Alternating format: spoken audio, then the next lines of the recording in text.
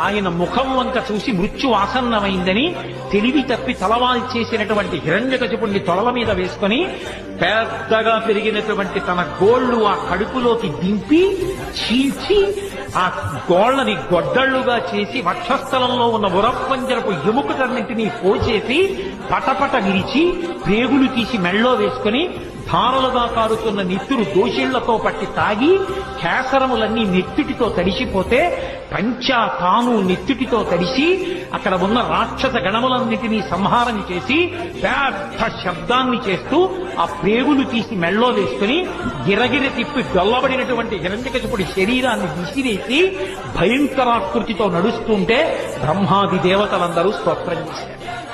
ఏమి నారసింహం, ఏమి అద్భుతం, ఏమి అవతారం! ఇంతమంది స్తోత్రం చేస్తే ఆయన ప్రసన్నుడు కాలేదు. అదే ఉగ్రభావనతో ఊగిపోతున్నాడు.